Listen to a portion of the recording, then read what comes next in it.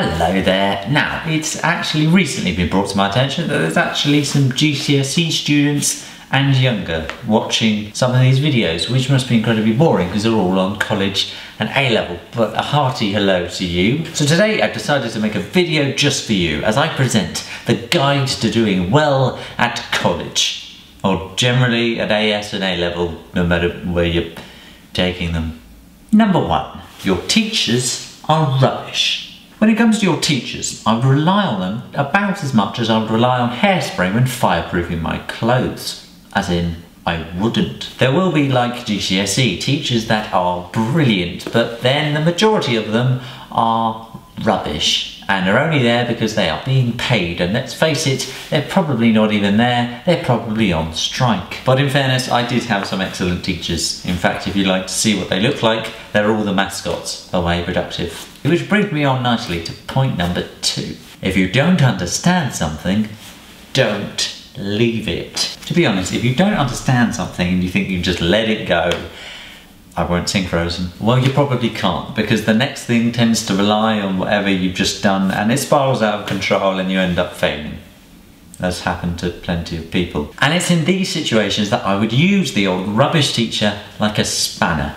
It's a great tool when you need it because you can just go over and get it, but do not expect it to get up and start helping you, because spanners don't do that. Not that I'm calling any teachers a spanner, except metaphorically. And except for one. Number 3, that's 6. Start revising a week after you've revised. At school, your teachers are yabbering on at you in December to begin making revision materials because it will make it much easier by the time you get to your exams. I, like you, probably ignored them because exams are in June. Are they mad? However, I did it at A-level just for the lols, and actually it turned out it made my life a lot easier, and the teachers were right, which is a very rare occurrence, so I should probably document it. You don't necessarily have to do hundreds of past papers. You're just watching a video, just making notes, or draw a picture, or choreograph an interpretive dance relating to your course. I don't amazingly get. All you've got to do is keep the information mulling over in your brain until you get to a couple of months before the exams, when you can properly start revising. And by then you won't have to go from scratch because you would have kind of been doing it all the time, so you never really forget it.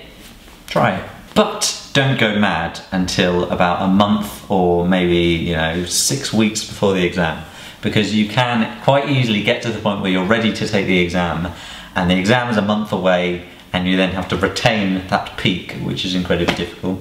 So plan and peak exam. Boom.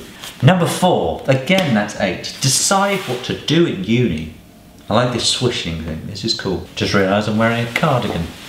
Don't like cardigans.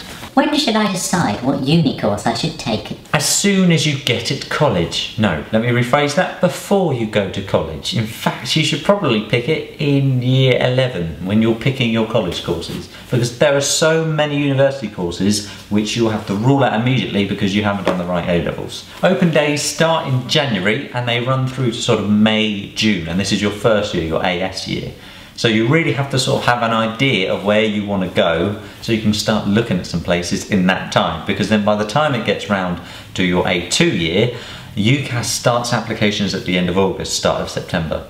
And if you apply then, which you should, which is another piece of advice, then you are pretty much, you're not guaranteed entry, but you're on the top of the pile. And also, if you decide early on, you can focus on what you want to do in the course and read around it, which is always good and lovely. Or if you're doing some other course, you can do loads of work experience, especially medics work experience, or just kiss goodbye to your medicine degree. Number 5, socialise and enjoy at the start, because by the end you'll be knee deep in a pool of exams and dashing to make a raft out of your revision cards.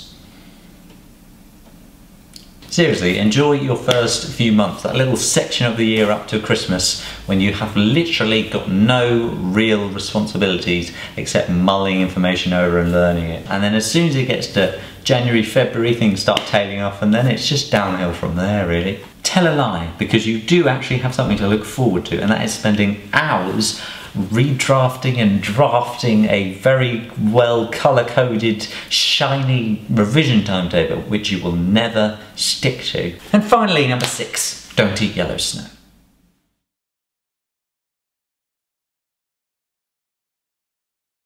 Thank you for watching. You can like and subscribe and all such YouTubey things that Google Plus are forcing us to do. And if you're watching this on the day of release, all 4 of you, hello to you, then very good luck in your exams tomorrow. Not your exams, your results. That would be scary. No, good luck in your results, and I hope you do very well. And let me know how it goes. And your college choices and also other such things, because it's all very exciting. And yeah,